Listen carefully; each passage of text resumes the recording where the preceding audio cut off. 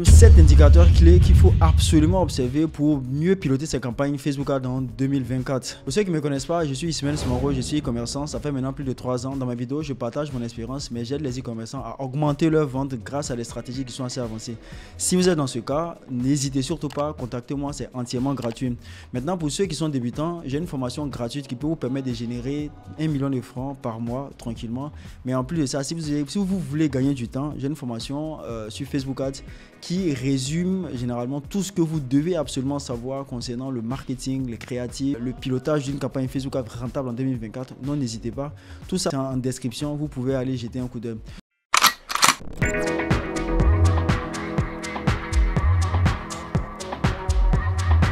Comme je le disais au départ de la vidéo, pour mieux piloter une campagne aujourd'hui, vous devez absolument comprendre les indicateurs parce que c'est ce qui va vous permettre de prendre des décisions. En e-commerce, soit on vend ou on a les données. Et les données, il faut savoir les interpréter. C'est très important parce que ce n'est pas les émotions qui gèrent une campagne, ce sont les chiffres. Donc, si vous savez interpréter les chiffres, vous allez prendre de meilleures décisions. Comme on va dire, le premier indicateur que vous devez absolument comprendre, c'est bien évidemment le CPM. C'est vrai, le CPM reste un indicateur qui est très important pour la simple bonne raison que c'est le coût par 1000, bien évidemment. C'est le coût que vous allez payer à Facebook pour avoir des clients. Et ce CPM là, en Afrique, généralement, va être entre 1 et 5 dollars de manière générale. Si vous avez des CPM qui sont extrêmement chers, cela prouve que vous êtes dans une audience qui est assez restreinte. Ou aussi, vos publicités que vous avez faites sont des publicités qui ne sont pas de très bonne qualité. Ce sont les 3 raisons qui font que généralement, vous allez avoir des CPM qui sont très élevés. Le deuxième indicateur qu'on va aussi voir, c'est la répétition. Comme on peut le voir ici, la répétition,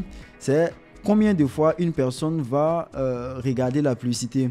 Pour expliquer tout simplement, vous savez, lorsque vous faites une publicité, que vous avez une audience de 100 personnes par exemple et que la publicité passe, généralement Facebook va indiquer que la majeure partie des gens ont vu la publicité une fois. Si ce coût-là est monté jusqu'à 2 fois, ça prouve que vous devez absolument arrêter la publicité et mettre une nouvelle publicité. C'est ce qui veut dire. Donc quand vous regardez ici, on va regarder la répétition ici. Comme vous pouvez le voir, on a les répétitions de 1,90, 1,40, 1,22.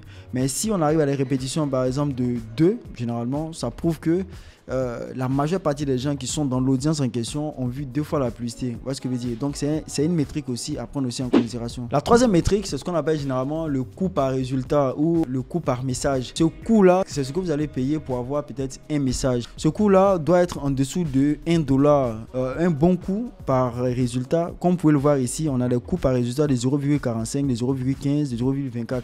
Si vous avez des coûts qui sont au-dessus de 1%, c'est-à-dire qu'au-dessus de 1 dollar, ça veut simplement dire que vous devez peut-être enlever la publicité en question, mettre ou d'autres publicités. Ce sont les bons coûts par résultat, ce sont des coûts qui sont en dessous de 1 dollar. La quatrième métrique, c'est le taux de clic sur lien. Le taux de clic, c'est le nombre de personnes qui va cliquer généralement sur une publicité. Ça veut dire quoi? C'est-à-dire quand vous présentez une publicité sur Facebook Ads, si 100 personnes, combien de personnes vont cliquer sur la publicité?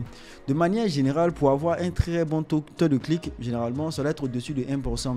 C'est-à-dire que si vous avez un taux de clic qui est en dessous de 1, ça veut dire que votre publicité ne fait pas beaucoup cliquer. C'est-à-dire que ça n'intéresse pas beaucoup les gens. Ça veut simplement dire que vous devez arrêter. Donc, ce taux de clic là, comme vous pouvez le voir ici, on va le regarder. Vous allez voir, après le CPM, on va regarder le taux de clic.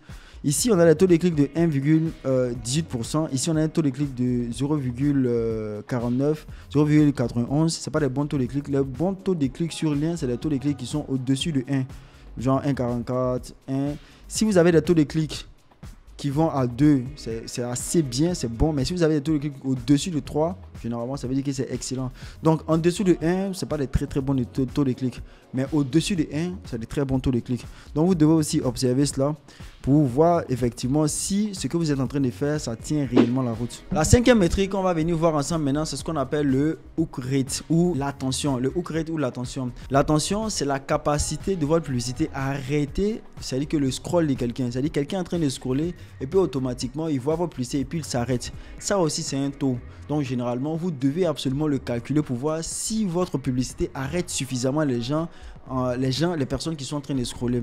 Donc pour ça, c'est pas quelque chose qui est directement sur Facebook. On est obligé de le créer. Donc pour créer ça, c'est très facile. Il suffit de venir simplement ici. Vous allez venir ici, créer ici. Vous allez personnaliser la colonne.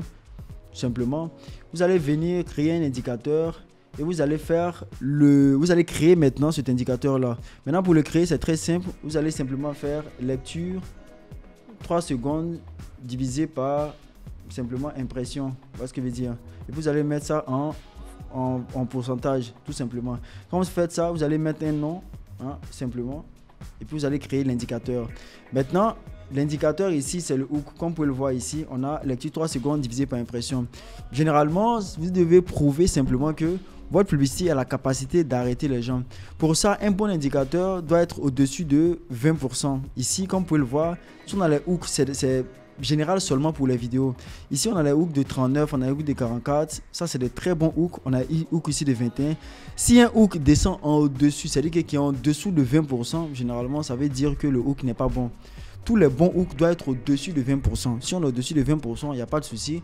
Vous pouvez garder la vidéo. Mais si la publicité est en dessous de 20%, de manière générale, ça prouve simplement que vous ne devez pas garder la publicité. Vous devez l'enlever.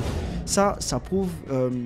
Ça prouve que votre créatif n'attire pas assez l'attention.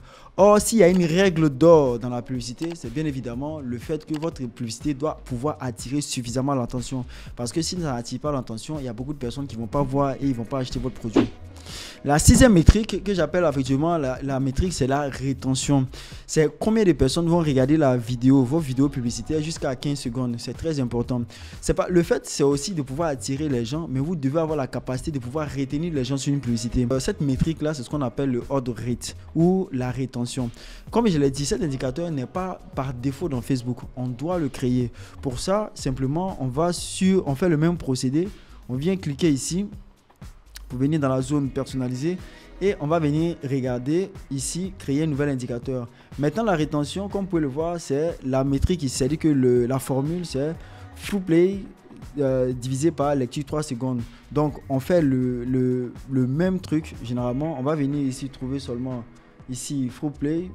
Ici, on va diviser par lecture 3 secondes. On va faire en pourcentage et puis on va mettre le nom, simplement, rétention. Et puis on fait créer l'indicateur. Donc après cela, on a la rétention. Ici, un bon taux de rétention doit tourner au minimum à 10%. Si vous avez un taux de rétention qui est au-dessus de 10%, ça veut simplement dire que vous avez un bon taux de rétention. Mais si vous avez une rétention qui est au-dessous de 10%, ça veut simplement dire que votre publicité, c'est vrai, attire l'attention, mais ça ne garde pas suffisamment l'attention des gens pour pouvoir vraiment dérouler votre argumentaire. Donc, de manière assez générale, ça prouve que ce n'est pas une très bonne vidéo. Ou soit, ça va vous indiquer simplement que vous devez retravailler, c'est-à-dire que votre vidéo, pour que ça puisse bien évidemment garder suffisamment l'attention. Le septième indicateur, c'est un indicateur généralement qu'on appelle le taux de conversion. La majeure partie du temps, c'est pour des personnes qui ont des sites internet. Ce n'est pas pour des personnes, par exemple, qui n'ont pas de site internet. Ça veut dire quoi? Si 1000 personnes, par exemple, ont visité votre site internet, combien de personnes ont acheté? Vous voyez ce que je veux dire? Un bon taux de conversion, c'est un taux de conversion minimum de 2%. Comment le calculer? Imaginez-vous un instant que vous avez vendu 20 produits sur 3 jours. Maintenant, sur votre site internet, vous constatez que il y a 1000 personnes qui ont visité le site. Tout ce que vous avez à faire, c'est de prendre les 30 ventes divisées par les 1000 personnes. Vous allez voir le taux de conversion. Si vous avez fait 30 ventes sur 1000, ça veut dire que vous avez un taux de conversion de 3%. Ça veut dire que votre site convertit mieux. Mais si vous avez par exemple un taux de conversion de, c'est-à-dire que si vous avez vendu à 20 personnes et que vous avez eu 1000 visites, ça veut simplement dire que vous avez un taux de conversion de 2%. Maintenant, si vous vendez 10 produits sur 1000 visites, ça veut simplement dire que vous avez un taux de conversion de 1%. Le taux de conversion de 1% signifie que vous n'avez pas un bon site internet qui convertit convenablement les gens. Donc, vous devez retravailler votre site internet afin de le rendre beaucoup plus fluide avec beaucoup d'informations pour pouvoir convertir les gens. Donc, le taux de conversion, c'est une métrique qui est très très importante parce que ça permet de prendre des décisions qui vont améliorer véritablement vos ventes. Le bonus, c'est-à-dire que l'indicateur bonus que je voulais aussi ajouter, c'est le taux d'ajout au panier. C'est-à-dire que généralement, c'est le nombre de personnes qui ajoutent un produit au panier quand ils viennent visiter votre site. C'est un taux aussi qui est super important pour les personnes qui ont un site internet parce que ça prouve véritablement que le bon pourcentage de personnes passent à l'action véritablement lorsqu'ils arrivent sur votre site. Donc pour ça, c'est aussi le même cas. Le taux d'ajout au panier, ça c'est exclusivement pour les gens aussi qui ont un site internet.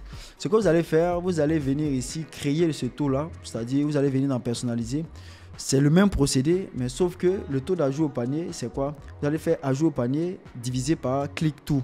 Généralement, ça va vous donner le taux de personnes qui ajoutent au panier lorsqu'ils arrivent sur votre site internet.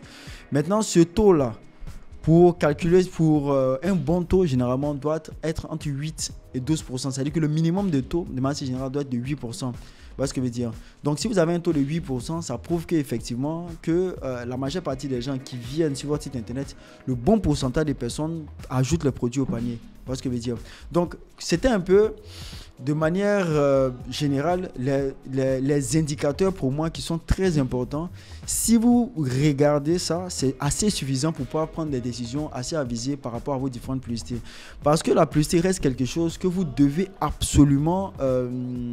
si vous devez prendre des décisions quand vous faites de la publicité, c'est par rapport à ces indicateurs-là, pas par rapport à les émotions. Par exemple, aujourd'hui, vous n'avez pas fait de vente et automatiquement vous coupez. Vous ne savez pas pour les raisons pour lesquelles vous avez coupé. Vous allez juste couper parce que vous n'avez pas fait de vente. Le but, c'est de savoir pourquoi on coupe. Donc, ce sont les indicateurs qui vont me donner la meilleure voie à suivre, soit couper une publicité ou garder une publicité.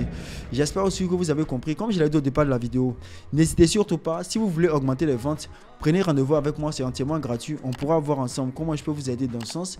Mais si vous aussi, vous voulez aller très vite sur les publicités Facebook Ads, ma formation, elle est assez complète sur le sujet. Elle va vous permettre de pouvoir comprendre aujourd'hui les enjeux de la publicité Facebook Ads en 2024. Ce sur quoi vous devez absolument vous concentrer pour être rentable. Donc, n'hésitez pas, tout est en dessous de la description. Sur ce, on se dit à très bientôt encore pour d'autres vidéos.